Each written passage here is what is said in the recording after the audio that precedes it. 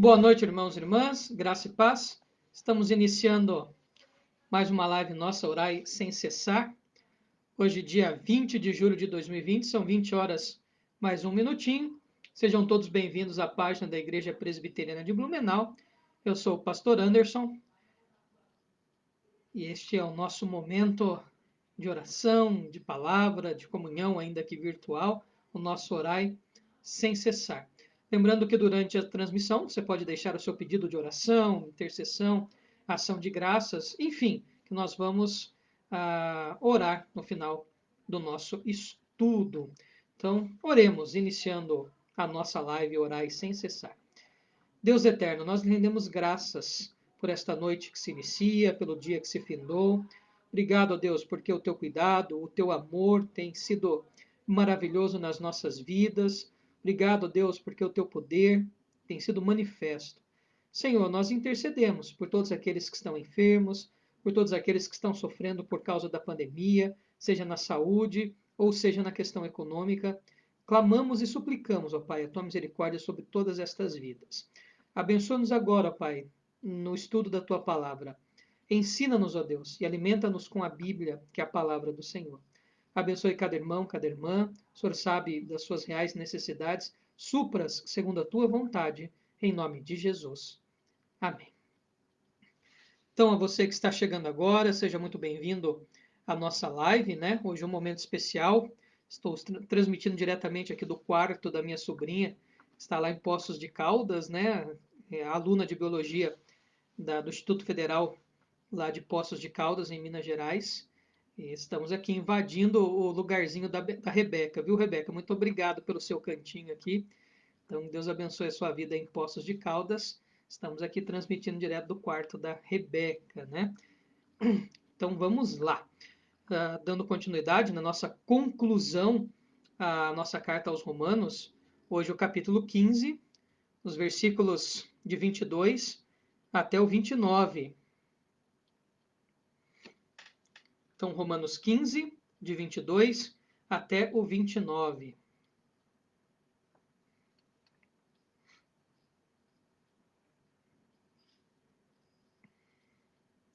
Romanos capítulo 15, de 22 a 29. Lembrando que esta parte final de Romanos, por ser parte que conclui a carta, agora Paulo traz uma série de assuntos gerais, assim, sem muita especificidade. Então, nós estudamos a carta toda, praticamente, de 1 a 11, dos capítulos 1 até o capítulo 11, nós temos toda aquela sessão doutrinária, toda aquela exposição, aquele ensaio teológico do apóstolo Paulo, e de 12, do capítulo 12 até o capítulo 15, versículo 13, nós temos a parte instrutiva, a parte prática, a parte de convívio, a parte catequética ou parenética, enfim, Paulo trazendo uma série de recomendações sobre o convívio daqueles irmãos na igreja de Roma. E a partir do versículo 14 ele inicia a conclusão, que vai se encerrar lá no capítulo 16. Então vamos lá, nesta parte conclutória de Paulo, onde ele trata sobre assuntos diversos, enfim, né? Vamos ver o que nós aprendemos com a conclusão desta carta. Iniciando pelo versículo 22, para a gente ganhar um tempinho, eu leio o versículo e já faço o comentário. Então, versículo 22 de Romanos 15. Essa foi a razão porque também muitas vezes me senti impedido de visitar-vos. Ou seja, Paulo, por ser chamado apóstolo dos gentios, por estar sempre ocupado nesta missão, não pôde planejar esta viagem ou concretizar a viagem até Roma. Ele tem muita ânsia, ele tem muita vontade de estar, desculpe, com os romanos, mas devido à sua grande obra, ao seu ministério ocupado, ele não pôde, mas há esse desejo sincero. Versículo 23. Mas agora não tenho já campo de atividade nestas regiões, e desejando há muito visitar-vos. Versículo 24. Penso em fazê-lo quando em viagem para a Espanha, pois espero que de passagem estarei convosco e que para lá seja por vós encaminhado, depois de haver primeiro desfrutado um pouco a vossa companhia. Então, Paulo, entendendo que esta primeira parte missionária do seu ministério estava chegando ao fim, ele precisa planejar as suas novas viagens missionárias. E ele então deseja ir até a Espanha. Então, ele deseja ir, né, para hoje, nós conhecemos como a parte mais europeia, né? Então, Paulo deseja ir até aquela região onde o evangelho ainda não tinha sido anunciado. E sendo Roma mais ou menos um caminho para chegar até lá, não necessariamente, que teria que fazer um desvio da sua rota, visto que ele iria de navio, Paulo planeja passar por Roma a caminho da Espanha. E mais, ele pretende tornar os cristãos da Igreja de Roma parceiros no seu plano de evangelizar a Espanha.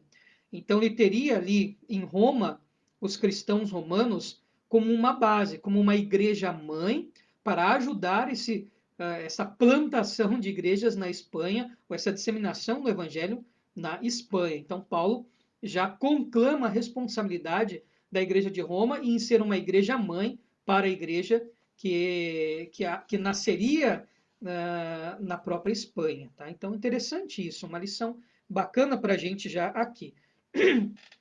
Quando a gente fala em conclusão, parece que os temas estão meio soltos, né? Óbvio, não tem mais tratativa doutrinária, não tem mais tratativa parenética, ou de parênese, de admoestação, de ensinamento prático para o convívio. Mas até desses assuntos de conclusão, nós podemos tirar lições preciosas. Hoje fala-se muito em plantação de igrejas. Ah, queremos iniciar uma igreja em tal cidade, queremos iniciar uma igreja em tal outra cidade.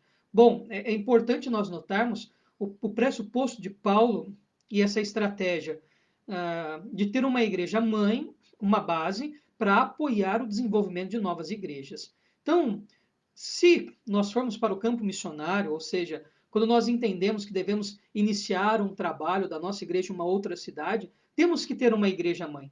Temos que ter uma igreja que disponha recursos financeiros, espirituais, enfim, que oriente o trabalho daquele que vai desempenhar esse trabalho de plantação ou de início, de evangelismo daquela cidade e etc. Tá? Então, uma lição importante. Não adianta nada falar assim, nós vamos iniciar um trabalho lá em Jericoacoara, lá no nordeste do país. Tá, eu amanhã faço as minhas malas, chego lá, falo assim, vou iniciar o trabalho aí, eu cheguei aqui, vamos começar uma igreja. Veja, não funciona bem assim. O próprio apóstolo Paulo prevê o quê? Que Roma ajudaria nesta missão. Então, importante, né? Parece-me que quando a gente pesca nas entrelinhas, tiramos lições preciosas. Todo início de trabalho pressupõe uma orientação. Mesmo um grupo pequeno, quero iniciar um grupo pequeno na minha casa, ele vai ser orientado por quem? Pela igreja, tá? Então, não existe igreja solta, né? Não existe essa coisa, vou começar uma coisa aqui da minha cabeça.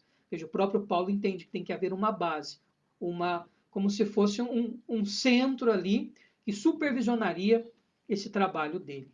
Então, aprendamos com a escritura, tá? Todo trabalho que se inicia tem que ser orientado por uma matriz. Isso é muito importante. Aliás, é muito bíblico.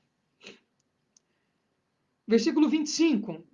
Agora Paulo vai tratar de outro tema muito importante. Mas agora estou de partida para Jerusalém a serviço dos santos, porque aprouve a Macedônia e a Acaia levantar uma coleta em benefício dos pobres, dentre os santos que vivem em Jerusalém.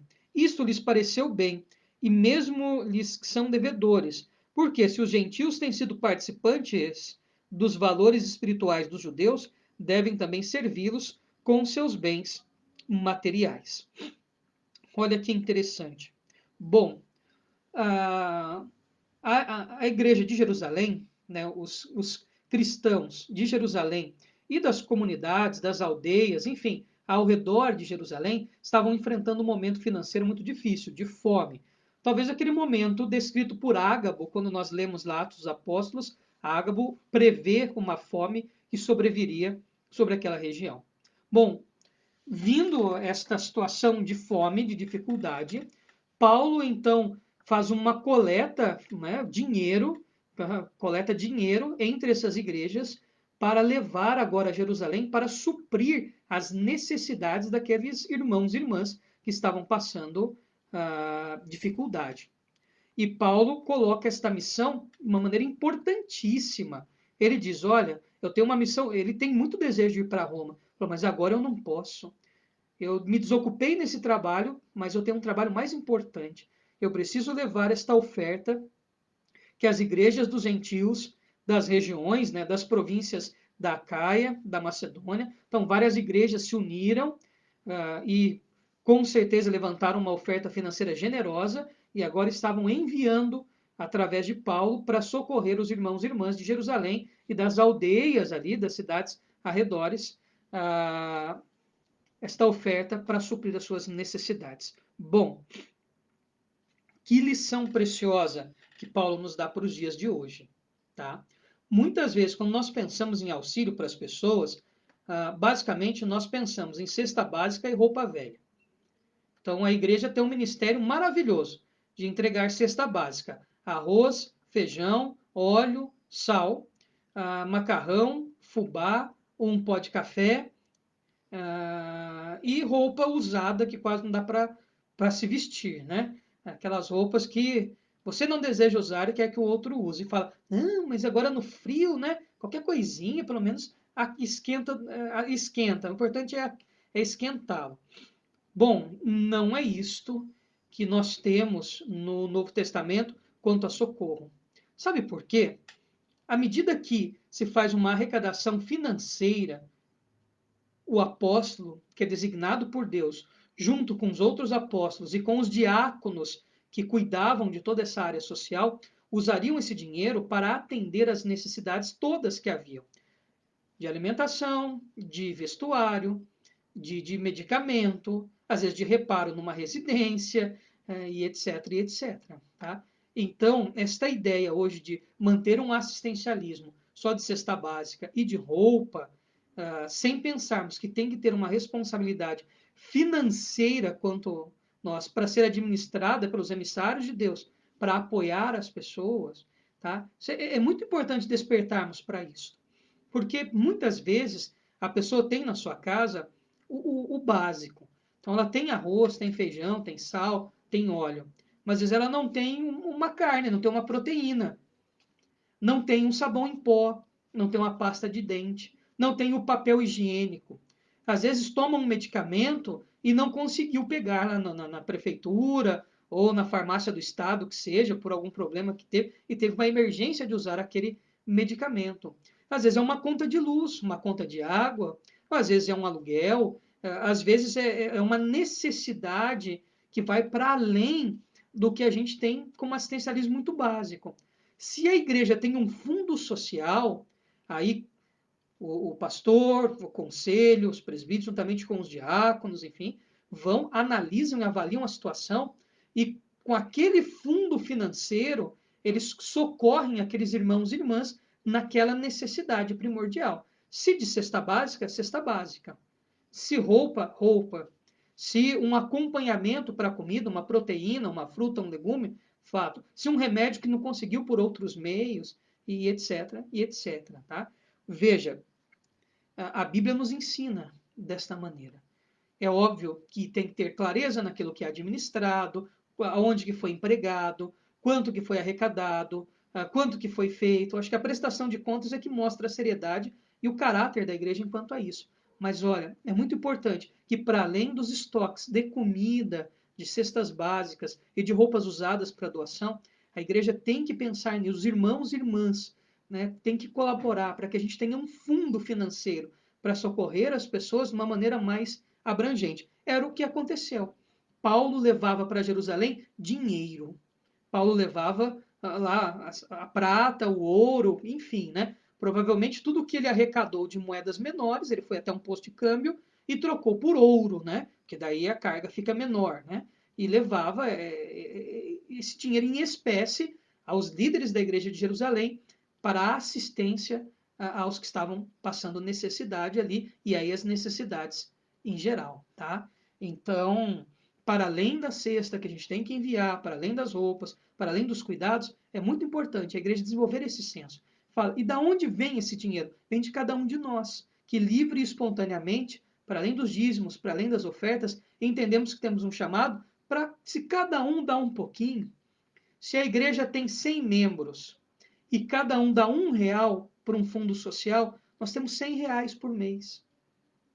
Se nós temos 100 membros na nossa igreja e cada um oferta R$ 5 para um fundo social por mês, nós temos R$ 500 por mês para isto.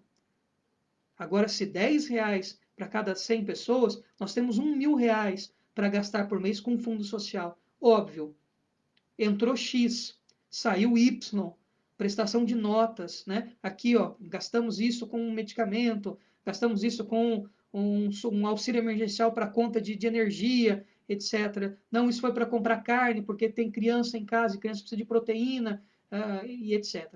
Tá? Administração com clareza aquelas pessoas. Mas eu acho que essa lição do Novo Testamento é muito importante, porque o nosso conceito de assistencialismo, às vezes, é bom, deve ser feito, mas pode ser melhorado. Pode ser demonstrado de uma maneira mais amorosa. Mas depende de cada um de nós, tá? Dinheiro não nasce em árvore, nem cai do céu.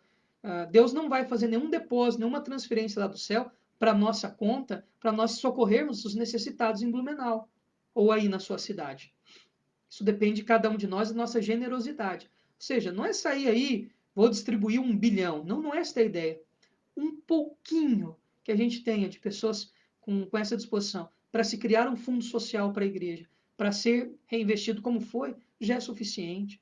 Tá? Deus vai enviar as necessidades conforme... É interessante, né? Que todas as vezes que nós socorremos alguém na igreja, de qualquer maneira, às vezes é o que nós temos, né? Parece que Deus manda exatamente aquilo que nós temos destinado.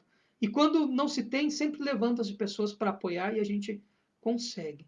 Mas esta é a ideia. Bom, é óbvio que nós não vamos fazer uma ação que vai mudar o Brasil todo. Não, mas se nós fizermos um mínimo na região que nós estamos, se nós transformarmos uma realidade que for por esta ação, já é muita coisa. Tá? Não é quantidade, é a qualidade daquilo que se faz. Então, eu acho maravilhoso Paulo citar esta situação. Né? E, da mesma maneira, apoiarmos igrejas que estão passando por necessidade. Eu não tenho dúvidas que muitas igrejas agora, devido ao impacto da pandemia, da economia, vão passar por fragilidade econômica. Então é o momento das igrejas ricas socorrerem as igrejas que estão passando por necessidade. É tempo dos fundos que nós temos aí, que às vezes são destinados para algumas coisas que são não tão necessárias no momento, esses fundos serem revertidos para essas igrejas e campos missionários que podem estar enfrentando dificuldades. Ou seja, às vezes que a gente precisa é o que aconteceu no passado, precisa de dinheiro para administrar a coisa. Tá? Lógico, sempre com muita clareza. Mas é algo que eu não poderia deixar passar, visto Paulo citar isso no seu assunto. De repente, os romanos até deveriam ter se alegrado em cooperar também junto com as igrejas da Macedônia e da Acaia e enviar algo aos irmãos de Jerusalém que estavam passando por necessidade. Então, um ponto simples, mas para a gente pensar. Veja como que a gente pode sempre melhorar a nossa intenção. E isso tudo é evangelístico, tá? Quando você apoia famílias que não são cristãs, nós mostramos Cristo naquela família. E quando nós apoiamos os de dentro de casa, os cristãos que estão passando por necessidade, demonstramos o amor que Paulo tão requereu de nós em toda a carta de Romanos, né? O amor que nós temos que ter uns pelos outros. Eu encerro essa parte depois da vírgula, com o finalzinho do versículo 27. Devem também servi-los com bens materiais. Também servi-los com bens materiais. Dinheiro para ajudar aqueles que precisam. Não é para deixar o pastor rico, não é para a igreja construir megatemplo, não é para pôr pisca-pisca, não é para comprar helicóptero ou jatinho, não é para botar banco que faz massagem durante o sermão. É para ajudar quem tem necessidade. Deus me livre de administrar de uma maneira iníqua um dinheiro santo destinado a socorrer quem precisa. Deus me livre disso e sempre dê sabedoria quando tiver essa responsabilidade de administrar um dinheiro em espécie para ajudar familiares, pessoas da igreja que necessitam e também os de fora. Versículo 28. Tendo, pois, concluído, e isto havendo-lhes consignado este fruto, passando por vós, irei à Espanha. Versículo 29. E bem sei que ao visitar-vos, irei na plenitude da bênção de Cristo. Então, olha que interessante, né? Paulo, ele inicia, né, o início desse bloco, falando desse desejo dele de ir visitar, e que com certeza ele vai à Espanha e deve visitar Roma e ficar um tempo com eles lá, e incluir Roma nesse apoio missionário. E depois ele encerra da mesma maneira, né? Bacana quando nós temos assim um tema lá em cima e um tema repetido embaixo, né? Dá uma, parece que fecha ali o sanduíche, fica bonito, né? O estilo literário, né? Quando isso acontece, é uma inclusio, né? Tem um tema, depois encerra com o mesmo tema, para dar ênfase. Então, esse bloco todo é o planejamento de Paulo de ir até Roma, de estar com os cristãos de Roma, de ter um tempo com eles, de planejar o evangelismo da Espanha, contando com esta igreja como uma igreja mãe, uma igreja participante e mantenedora desse ministério de Paulo na Espanha. Então, lição 1 que nós aprendemos hoje. Não existe essa coisa, eu vou iniciar um campo lá em Timbó. Ah, por quê? Ah, sei lá. Eu acordei hoje e vou iniciar uma igreja em Timbó. Tem que haver uma igreja mãe para orientar, para ajudar, para apoiar, para manter aquele trabalho. Tem que ser jurisdicionado. Então, uma lição importante que Paulo nos dá quando inclui Roma para o trabalho que se iniciaria na Espanha. Outra lição importante desse texto é a questão social, para além do assistencialismo mais básico, né? Da cesta básica, das roupas, enfim, isso é importante, claro que é, mas pode ser melhor. No caso aqui, o que esses irmãos de Jerusalém precisavam? De dinheiro, para que isso fosse administrado pela liderança cristã, pelos apóstolos, pelos diáconos, e isso redistribuído de maneira a suprir. Então, é importante que os irmãos e irmãs das igrejas que têm condição tenham essa sensibilidade, né, de criarmos fundos sociais, termos uma participação X da arrecadação para ser administrado para socorrer. Tá? Então, temos essa quantidade. Por exemplo, agora nós enfrentamos o problema do ciclone Bomba, né, que devastou muitas cidades do sul do país. Muitas pessoas ficaram sem casa por causa dessa catástrofe. Você não, apesar de ser necessário e extremamente necessário o alimento e a roupa, mas existem inúmeros meios que o próprio governo municipal, estadual e federal, através de CRAS, CREAS e outros fundos, parece-me que também são tão aptos e ágeis quanto a igreja, e isso é bom, isso não é ruim, em suprir com as necessidades básicas. Mas uma pessoa sem casa quer o quê? Uma casa para morar. E não se constrói casa com cesta básica. O que a pessoa precisa ali é material de construção, é mão de obra, é telhado, é madeira, é cimento, é pedra, é areia, é fiação, é piso e etc. E nem sempre nós conseguimos criar um fundo coerente de doação de material de construção. Então a pessoa vai doar um piso de um jeito, outro tijolo de outro jeito e etc. Então qual seria o meio mais inteligente de ajudar uma pessoa a reconstruir a sua casa? É doando dinheiro para ser administrado por pessoas idôneas, cristãos, cristãs que vão prestar contas disso, que vão comprar o material, que vão tentar negociar mão de obra e assim suprir. Né? E outra, não é? A gente não precisa construir uma casa sozinhos, mas imagina se 10 igrejas se dispõem a ajudar uma pessoa a construir uma casa e cada igreja dessa, 10 igrejas, cada igreja dessa tenha 50 membros, nós temos 500 pessoas envolvidas no trabalho. Então, se dessas 500 pessoas, cada uma doar R$ 10, nós temos R$ 5.000 para uma reconstrução de uma casa. Já é um valor significativo. Tá? Então, só para a gente pensar o que aconteceu com a Acaia e a Macedônia, nesse socorro financeiro para os santos, né, para os cristãos e cristãs de Jerusalém que padeciam necessidade. Por ser um tema de conclusão, é maravilhosa a lição que nos traz e muito moderna, né? Aliás, por causa dessa pandemia, eu acredito que muitas pessoas nós teremos que socorrer com aquilo que é básico, mas também, como diz o texto, com os nossos bens materiais. Porque afinal, aqui nesta terra, nós somos peregrinos. Que nós, o que nós temos aqui nem podemos julgar nada nosso, né? Devemos sempre pensar com um senso comunitário. Deus, até o que o Senhor me deu, de alguma maneira, é para servi-lo e servir ao próximo. Então, isso também faz parte da nossa vida cristã, esse socorro financeiro a quem precisa. tá? Apesar de termos essa dificuldade, a cultura brasileira não é muito dessa disposição, né? A própria cultura nossa presbiteriana não é muito sensível a esta questão financeira, ressalvados os inúmeros escândalos que nós temos na nação, de problemas com isso e etc. Tá? Mas nós teríamos que tratar com carinho esse tema, porque é importante e é uma marca forte da igreja cristã, né? Ter recursos para poder socorrer as pessoas.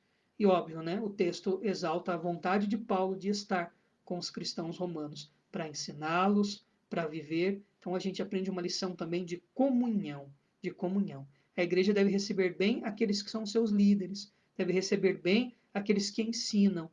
E esses que ensinam, esses que são líderes, também devem querer ter esse desejo de estar em comunhão com aqueles que são liderados para compartilhar do evangelho, da presença, da alegria, também da tristeza, né? Chorar com os que choram, se alegrar com os que se alegram.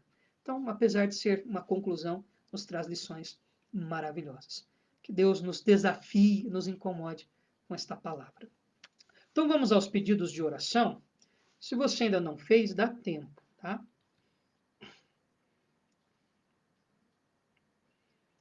Eu vou ver os pedidos de oração. Se você ainda não fez, dá tempo, seja oração por você, oração por outra pessoa, seja de agradecimento.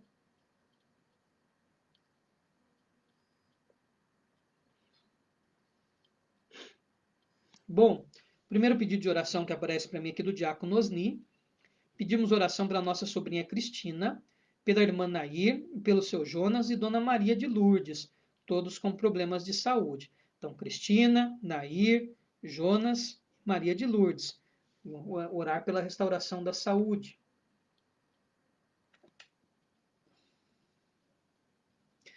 A dona Carmen, nossa irmã Dona Carmen Vega, ela pede oração pela Priscila, que fez o teste de Covid, está de quarentena, e também pede oração pelo Maurício e para o Vitor. Então, Priscila, Maurício e Vitor, aguardando o resultado aí do exame do Covid.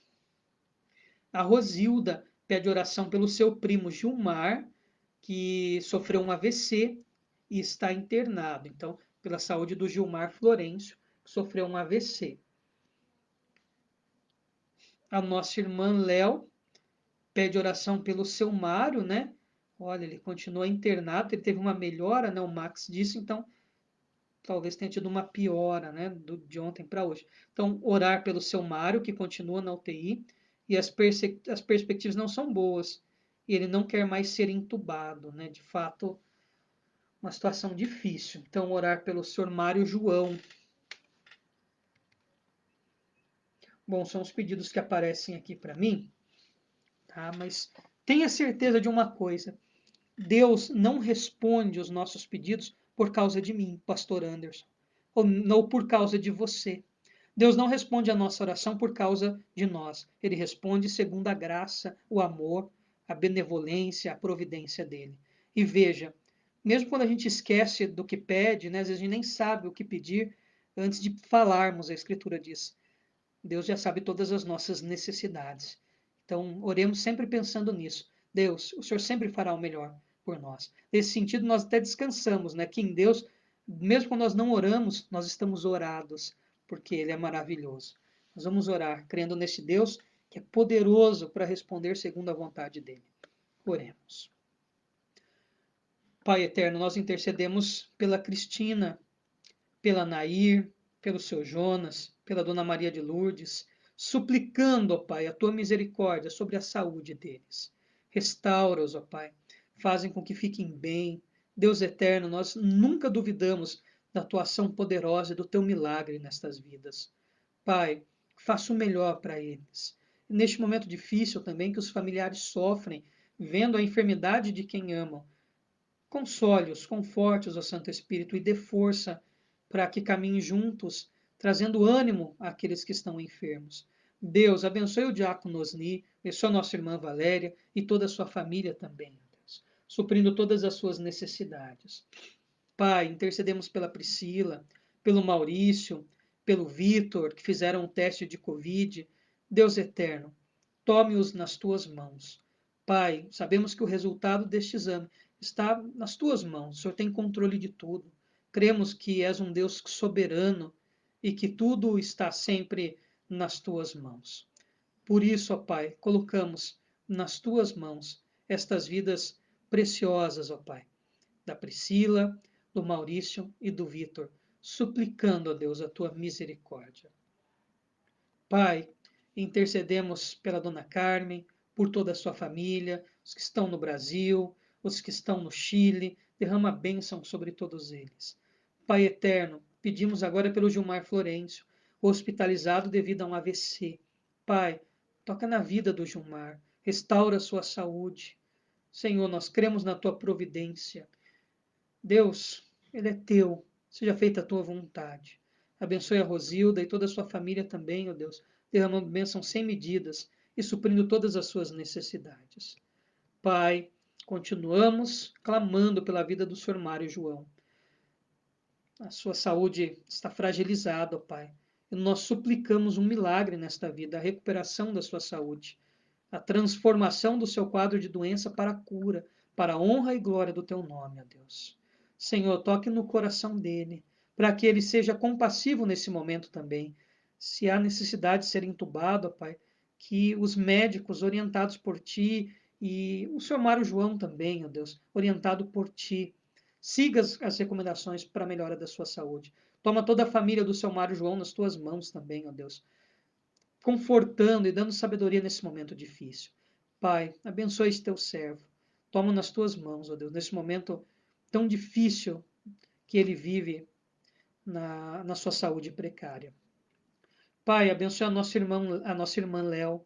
Abençoe o presbítero Max, a Hannah, abençoe a Ellen, abençoe o Fernando, o Max William. Abençoe toda a família, ó Pai, do presbítero Max e da nossa irmã Leonilda. Em nome de Jesus. Amém. Então vamos mandar os nossos abraços aqui. Se você está nos assistindo e ainda não mandou um abraço, tá? Mande um oi aí para a gente conseguir falar uma boa noite. Então, boa noite, Fabrício. Deus lhe abençoe. Fabrício que dirigiu há pouco o momento de canção, momento abençoado para as nossas vidas. Deus abençoe, Fabrício. Muito obrigado. Um abração para Laura, para Priscila também. Que Deus derrame bênção sem medida sobre a sua família. Para nossa irmã Claudete Bittencourt de Itapema, Deus lhe abençoe, minha irmã. Um abração para ti, para toda a sua família. Uma noite abençoada. Boa noite, seu Omar. Boa noite, dona Carmen. Deus lhes abençoe. Abençoe toda a família aqui no Brasil, a família lá no Chile também. Que o Senhor derrame bênçãos. Boa noite, Léo. Boa noite, presbítero Max. Que Deus abençoe muito vocês. Deles uma noite repleta de paz, de bênçãos. Mandar um abração para a tia Efigênia, para o Chico, que nos assistem de Águas de Lindóia. Que Deus abençoe muito. Um abração, tia Fia. Um abração, Chico. Boa noite para vocês. Um abração para o diácono Osni, para nossa irmã Valéria. Que Deus abençoe muito. Abençoe toda a família. Um abração para a dona Zeni, para o seu Dino, para a Ana, que nos assistem lá de Xanxerê, no oeste catarinense. Que Deus abençoe muito, viu, dona Zeni? Boa noite, uma noite abençoada para a senhora e para toda a família. Vou mandar um abraço para a Aline, minha Aline está assistindo, né? Que Deus abençoe a Aline, minha esposa. Vou mandar um abração para a nossa irmã Lígia Soares. Que Deus abençoe Lígia, abençoe a ti e toda a família. Seja uma noite abençoada para vocês. Boa noite, Marlene Vieira. Deus lhe abençoe muito. Obrigado pela companhia. Um abração